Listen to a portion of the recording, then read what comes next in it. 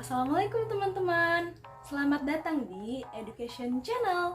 Karena tak kenal maka tak sayang maka tak cinta maka tak jadian. Jadi kita kenalan dulu ya. Perkenalkan, nama aku Hasnin Aulia Nur Latifah, mahasiswa Pendidikan Ekonomi angkatan 2020 kelas 4B. Hari ini kita bakal belajar sesuatu yang menarik nih. Kira-kira apa ya? Aku kasihin deh. Yang pertama, wajib.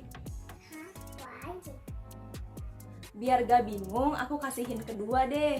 Hint kedua yaitu memaksa. Tadi yang pertama wajib, yang kedua memaksa. Kira-kira apa ya? Wajib. Memaksa. Aku kasih hint terakhir deh, yaitu imbalannya tidak secara langsung. Wajib. Memaksa. Imbalannya secara tidak langsung. Oh, pasti pajak ya? Iyaps, betul sekali. Kita akan belajar mengenai pajak. Lebih tepatnya, sanksi dalam perpajakan. Sebelum masuk ke sanksi dalam perpajakan, aku jelasin dulu ya apa sih pengertian pajak berdasarkan poin-poin yang aku sebutkan tadi. Jadi, pajak berdasarkan Undang-Undang Nomor 28 Tahun 2007 ialah kontribusi wajib kepada negara yang terutang oleh orang pribadi atau badan yang bersifat memaksa berdasarkan undang-undang dengan tidak mendapatkan imbalan secara langsung dan digunakan untuk keperluan negara bagi sebesar-besarnya kemakmuran rakyat. Setelah tahu pengertian pajak, kira-kira sistem pemungutan pajak itu seperti apa ya? Nah, sistem perpajakan di Indonesia menganut prinsip self-assessment.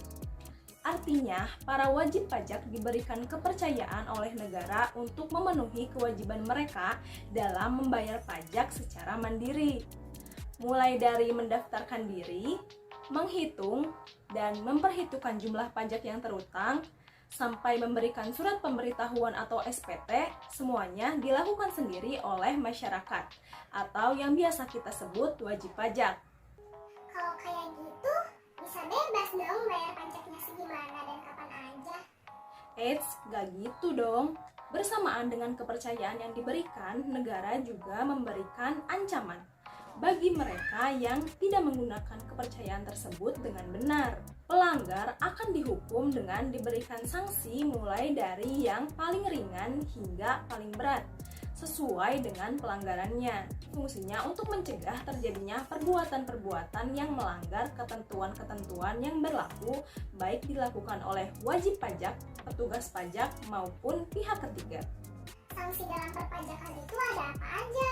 Nah, berdasarkan Undang-Undang Nomor 28 Tahun 2007 tentang perubahan ketiga atas Undang-Undang Nomor 6 Tahun 1983 tentang ketentuan umum dan tata cara perpajakan dan Undang-Undang tentang pajak bumi dan bangunan serta Undang-Undang tentang bea materai, dikenal ada dua sanksi dalam bidang perpajakan, yakni sanksi administrasi dan sanksi pidana.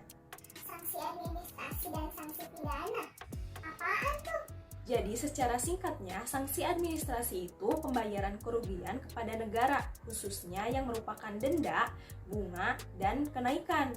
Nah, kalau sanksi pidana itu suatu alat terakhir atau benteng hukum yang digunakan fiskus agar norma hukum dipatuhi. Sanksi administrasi itu ada jenis atau macamnya nggak sih? Tentu ada dong, ada 3 macam sanksi administrasi perpajakan yang dapat dikenakan terhadap wajib pajak sesuai dengan Undang-Undang Perpajakan. Ada apa aja sih? Pertama, denda.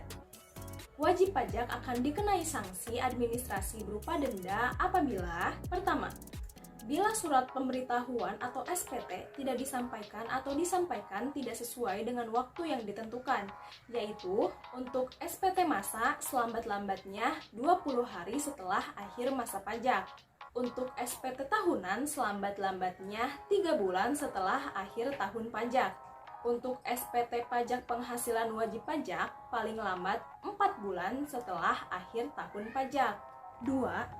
Wajib pajak dapat membetulkan SPT atas kemauan sendiri dengan menyampaikan pernyataan tertulis sudah masa pajak atau tahun pajak terakhir, dengan syarat Direktur Jenderal Pajak belum melakukan penyidikan walaupun telah melakukan pemeriksaan, yaitu dengan disertai pelunasan kekurangan pembayaran jumlah pajak yang sebenarnya terutang, beserta sanksi administrasi berupa denda sebesar 150% dari jumlah pajak yang kurang dibayar. 3.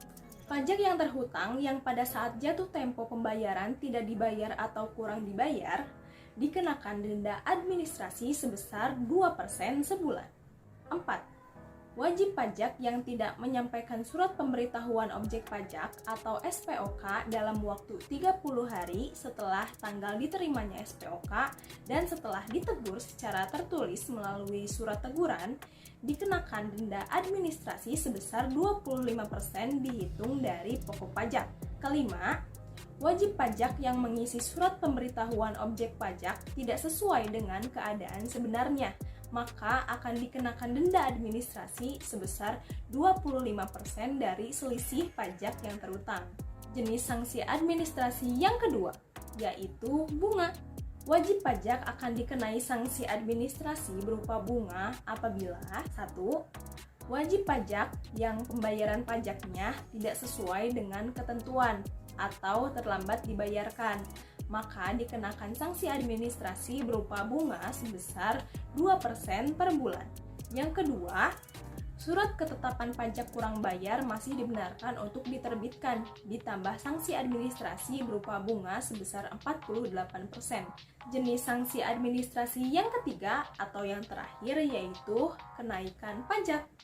Wajib pajak akan dikenai sanksi administrasi berupa kenaikan pajak apabila: pertama, pajak yang kurang dibayar yang timbul sebagai akibat dari pengungkapan ketidakbenaran pengisian surat pemberitahuan dikenakan sanksi administrasi berupa kenaikan sebesar 50% dari pajak yang kurang dibayar. Kedua, dikenakan sanksi administrasi berupa kenaikan sebesar: poin pertama, 50% dari pajak penghasilan yang tidak atau kurang dibayar dalam 1 tahun pajak. Poin kedua, 100% dari pajak penghasilan yang tidak atau kurang dipotong, tidak atau kurang dipungut, tidak atau kurang disetor, dan dipotong atau dipungut tetapi tidak atau kurang disetor. Poin ketiga, 100% dari pajak pertambahan nilai barang dan jasa dan pajak penjualan atas barang mewah yang tidak atau kurang dibayar.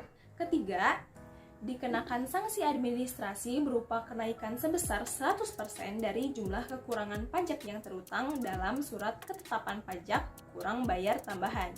Oh gitu, banyak juga ya. Tapi kalau yang sanksi pidana gimana? Nah, kalau untuk sanksi pidana, ini dibagi jadi sanksi pidana terhadap wajib pajak, terhadap pejabat atau fiskus, dan terhadap pihak ketiga. Pertama, sanksi pidana terhadap wajib pajak. 1. Karena kealpaannya tidak menyampaikan SPT atau menyampaikan surat pemberitahuan tetapi isinya tidak benar atau tidak lengkap, atau melampirkan keterangan yang isinya tidak benar, sehingga dapat menimbulkan kerugian pada pendapatan negara, dan perbuatan tersebut merupakan perbuatan setelah perbuatan yang pertama kali, maka dipidana kurungan paling singkat 3 bulan atau paling lama 1 tahun. Dan masih ada beberapa poin berikut teman-teman. Bisa pause videonya dan screenshot ya. Kedua, sanksi pidana terhadap pejabat atau fiskus. Pejabat yang karena kealpaannya tidak memenuhi kewajiban merahasiakan hal sebagaimana dimaksud dalam pasal 34, dipidana dengan pidana kurungan paling lama 1 tahun dan denda paling banyak 25 juta. Dan masih ada beberapa poin berikut teman-teman. Bisa pause videonya dan screenshot ya. Ketiga, sanksi pidana terhadap pihak ketiga.